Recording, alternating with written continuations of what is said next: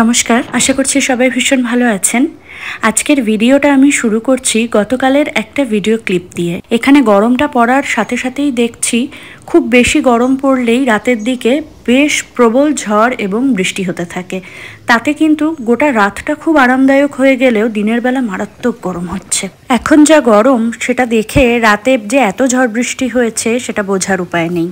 সকালে রোদ ওঠার পরপরই গরম মারাত্মকভাবে বেড়ে গেছে, তাই খুব বেশিক্ষণ রান্নাঘরে সময় কাটাতে একদম ইচ্ছে করছে না।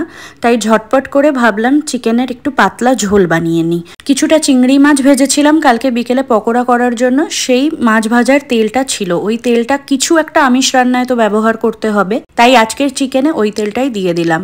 না হলে ইউজুয়ালি আমি সর্ষের তেলটাই পছন্দ করি। আমি ভালো মতন তেলটাকে গরম করে তাতে শুকনো লঙ্কা তেজপাতা ফোড়ন দিয়ে পেঁয়াজ কুচিটা দিয়েছি। তারপরেই হঠাৎ মনে পড়লো যে আলুটা ভাজা হয়নি।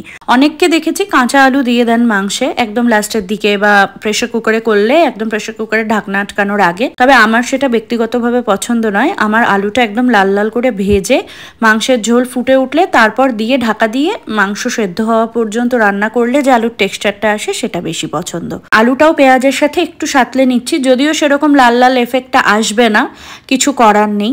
আর এখানে আমি মুরগির মাংস ধুয়ে তার মধ্যে টক দই, কাঁচা লঙ্কা, আদা, রসুন বাটা, আর তার মধ্যে গাছে ছোট ছোট কিছু টমেটো পেকে গেছিলো, সেই টমেটোগুলো কুচি করে দিয়ে দিয়েছি।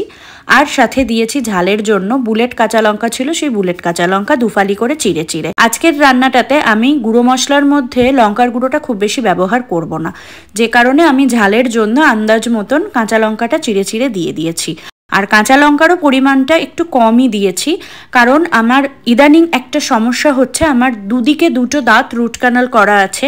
বেশি ঝাল খেলে পরেই দেখছি ওই দাঁতের মাড়িগুলো সামান্যভাবে ইচিং হচ্ছে, চুল করছে। তো সে কারণে যতক্ষণ না ওটা ডাক্তার দেখাচ্ছি কি ব্যাপার না ব্যাপার জানতে পারছি, ততক্ষণ ভাবলাম একটুখানি ঝালের দিকটাকে কন্ট্রোল করি। তো সেই রকমভাবেই অল্প কাটা কাঁচা লঙ্কা সহ দিয়ে ভালো মতন ওটাকে ভেজে নিলাম। ভেজে নিয়ে এখন ওপর থেকে সামান্য পরিমাণে হলুদ গুঁড়ো আর রঙের জন্য অল্প একটু যতটুকু লঙ্কা গুঁড়ো লাগে ততটুকু লঙ্কার গুঁড়ো দিয়ে দেবো। এটা দিয়ে ভালো করে এটাকে কষাবো। কষিয়ে নিয়ে ঢাকা দিয়েই মাংস সেদ্ধ হওয়া পর্যন্ত আর আলু সেদ্ধ হওয়া পর্যন্ত রান্না করব। যে কোনো ধরনের মাংসই হোক না কেন, সেই মাংসতে আমি কোনো জিরের গুঁড়ো বা ধনের গুঁড়ো ব্যবহার করি না। গুঁড়ো মশলার মধ্যে শুধু এই হলুদ গুঁড়ো আর লঙ্কার গুঁড়োটাই আমি ব্যবহার করি। আর বিশ্বাস করুন, এতেই ভীষণ সুন্দর স্বাদ হয় খেতে। আলাদা করে আর কোনো মশলার প্রয়োজন পড়ে না। আজকের ঝোলটা খুব বেশি গা মাখাও করবো না, খুব বেশি তেল জবজবেও করবো না। আজকের ঝোলটা একদমই পাতলা ঝোল বলতে যা বোঝায় সেই রকম রান্না করছি। রান্না প্রায় শেষের দিকেই, এখন শুধু চেক করে নেওয়ার পালা যে সবকিছু ঠিক আছে কিনা। অনেকটা বেলা হয়ে গেছে, আর দেরি করবো না, ঝটপট এবার খেতে বসে যাব। এই ঘিটা কিন্তু আমি বাড়িতে বানিয়েছি। কিছুদিন আগেই আমি এটা শেয়ার করেছিলাম। আমি ঘি সবসময় বাড়িতেই বানিয়ে নিই, তবে সেটা রেডিমেড বাটার দিয়ে। এই ঘি আমি অল্প একদম ছোট চায়ের চামচের 2 চামচ মতন দিয়ে দিলাম গন্ধের জন্য। এই ঘিটা যত পুরনো হবে তত এর স্বাদগন্ধ বাড়বে। আর এই ম্যাজিক মশলা ছাড়া বোধহয় আমাদের বাঙালিদের কারোর বাড়িতেই মাংস রান্না সম্পূর্ণ হয় না। কি বলেন আপনারা? চলুন খেতে বসে পড়ি। অনেকটা বেলা হয়ে গেছে, আজকে বিকেলে অনেক কাজ আছে, বেরোতে হবে। আজকে তো আমি সকাল সকাল বাজারে যেতে পারিনি, যার ফলে বাজার টাজার সবকিছুই বাকি পড়ে আছে। অ্যাকচুয়ালি হাজব্যান্ডের টানা 4 দিন ছুটি ছিল ঠিক কথাই, সকালের দিকে যা গরম, এই গরমে বেরোতেও ইচ্ছে করে না।